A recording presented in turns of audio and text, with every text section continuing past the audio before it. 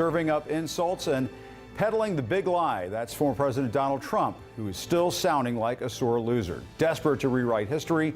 And speaking to a room of Republican donors at Mar-a-Lago last night, Trump called the results BS, slammed his own vice president for certifying them, and worked in less than flattering remarks about Mitch McConnell. Perhaps one Republican lobbyist put it best when he told the New York Times, and this is a quote, Trump made grievances into the entree, yet many in the GOP are still worshiping at the altar of the one-term president. But former House Speaker John Boehner is sounding the alarm about the future of the party, especially in the wake of the Capitol insurrection. It was sad, revolting. And I couldn't watch it anymore. Did it make you angry? Oh, hell yes, it made me angry. And was there anything you could do? No.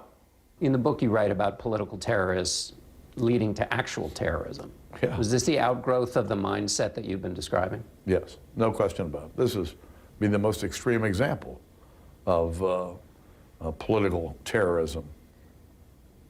Would you say Donald Trump is a political terrorist? Donald Trump is a product of the political divisions that we've seen grown in our country over the last 20 years. He's a product, but he also knew how to play just the system you describe. He has a little different style than I do. CNN's Donnie O'Sullivan is live in Miami, Florida. Donnie, what else did Trump have to say? He had a lot to say, it sounds like. Hey, Jim, yeah, not surprising, he did indeed have a lot to say. He suggested that Republicans don't fight as hard as Democrats. Here's what he said about Mitch McConnell. He said, if that were Senate Majority Leader Chuck Schumer instead of that dumb son of a bitch Mitch McConnell, they would never allowed it to happen. They would have fought it. Our colleague Kevin Liptak said when Trump said that about McConnell, a person in the room told Kevin that that was met with applause. Here's also what else he had to say. He said that Pence had failed him for certifying the Electoral College results and refusing to overturn them, and he made clear he did not accept the results of the 2020 election as valid, and also said everybody should be calling the coronavirus vaccine the Trump scene. Two things from that, Jim, I think that are important. One, on the vaccine, it's quite notable that he wants it to be called the Trump scene, given that when he actually took the vaccine himself, he did not do so publicly. We only learned about it afterward when he had left the White House. I had been speaking to Trump supporters in between that time who were hesitant about the vaccine, and they weren't convinced that Trump was going to take it or that he would take it. So had he come out at the time, that might have been helpful with the vaccine hesitancy that we're seeing among some Trump supporters. But I think the most important thing, what we heard from what happened in Mar-a-Lago last night from Trump, was the continuing perpetuation of the big lie about the election. To have a former president of the United States come out and saying that he essentially does not accept the results of the election, it's that conspiracy theory that enables basically everything else. It enables the justifications and the reasons for people who took part in the January 6th insurrection. And then it also leads into the sort of more crazy conspiracy theories like QAnon. It is that central big lie that is still going to be this major, major challenge for the Republican Party. Jim? If only there were a vaccine for the big lie. All right, Donnie O'Sullivan, thank you very much. And joining me now, CNN political analyst and White House correspondent for the Grio, April Ryan, and CNN political commentator and Republican strategist, Alice Stewart. Alice, let me start with you first. Trump cost Republicans the House, the Senate, the White House. He incited an insurrection. He was impeached twice. He's more than willing to trash members of his own party. We heard how Boehner feels about it. Why are Republicans still flocking to Mar-a-Lago to hear him speak? There's several reasons for that, Jim. And if you just look on the surface, three big standouts for this past weekend. Certainly with regard to with fundraising, with regard to sort of a family reunion, but also a way to build the base. But Jim, the underlying current that we're seeing here is the new reality. And it's not the reality show of The Apprentice. It is the fear factor. Fear by many that they will get on the wrong side of Trump, fear that they will suffer in fundraising if they do so, and fear that the president will come out and speak out against them. And some also fear they could lose their position within the party. So that's a big factor because the president, with all the faults, he does have strong support from the base. And Republicans understand the goal to winning moving forward is to keep that base on board, but also to reel in the people that we lost in this last election.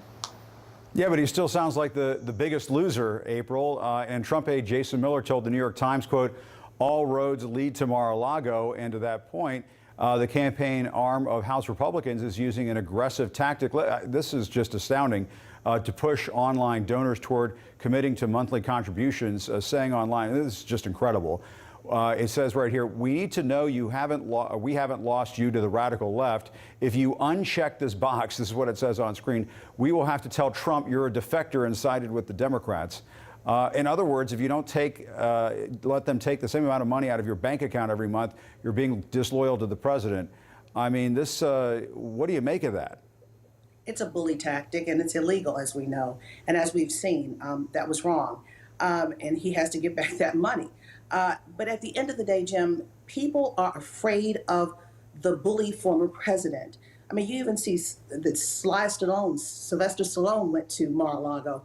People are afraid to be on the wrong side of him because he will call them out.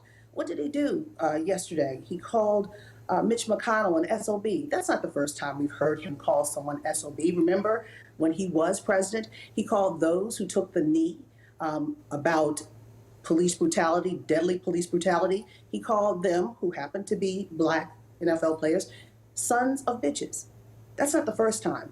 He is a bully. And then we also know that Mike Pence will not be on the ticket if he does run again for president. You know, he called him failed. So at the end of the day, this man, this former president, still has power because what he says causes the base to stir up against those who he is against. So that's why you're seeing people flock to Mar-a-Lago. That's why you're seeing people give money, even if it's illegally. Alice, former House Speaker John Boehner, he is not a member of the Trump base. He is saying in this new book, even Ronald Reagan could not get elected in today's Republican Party. Do you agree with that? In some degrees, yes. And as you had a great interview with Harry Reid yesterday, and Harry said one thing about John Boehner, he calls it like it is. He doesn't hold any punches, and he says exactly what's on his mind. And John Boehner, in some degrees, is right. The current face of the Republican Party is not emblematic of the Republican Party of years old, but that is just what we're seeing in terms of tone and tenor. I truly believe the heart and soul of the Republican Party is the way it was back in the Ronald Reagan era. It is about limited government. It is about free market capitalism, strong on immigration, religion, pro-life, Second Amendment. And that's what we need to get back to, is focus more on the policies and get away from the personalities, because that is the brash, abrasive personality that we've had over the last 5 years that cost us the House, the Senate, and the White House. So if we can focus more on the policies and get back to the Ronald Reagan era, that is a winning formula moving forward. Yeah, in April, I spoke to Harry Reid, as Alice just mentioned, and here's what he told me about the Republican Party's embrace of Trump. Let's listen. Would you like to see the Republican Party continue to embrace Donald Trump and in the way that they are right now? Would that be good for the Democrats? Were they to continue to do that? Yes. Can you expand on that? Well, what is going on with the Republican Party now is not the Republican Party that was defined over the many years as a party of conservative thought, fiscal integrity.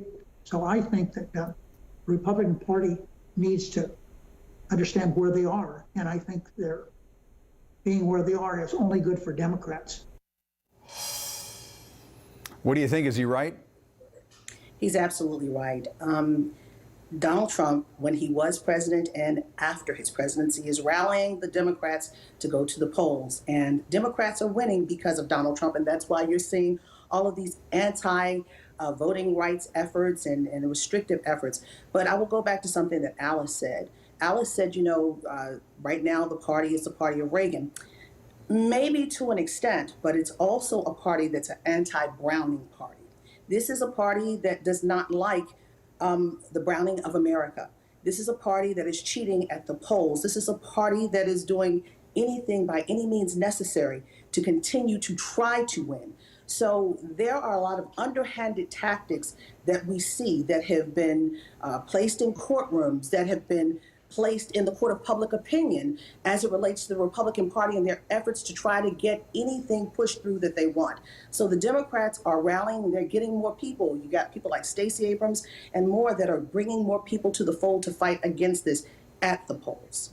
Alice, is April right? Is this a Republican Party that's against the browning of America? You're from Georgia. They had this voter legislation that was just passed recently. What do you make of what April just said? Now, I disagree with that strongly. The Republican Party certainly has lost crucial races in the last several years, but the key is, it's important to keep in mind, Donald Trump lost, period. No questions about that. But he also received 8 million more votes than he did back in 2016. So we are having more Republicans coming to the table. But the key is to keep them on board and bring in the people that we lost.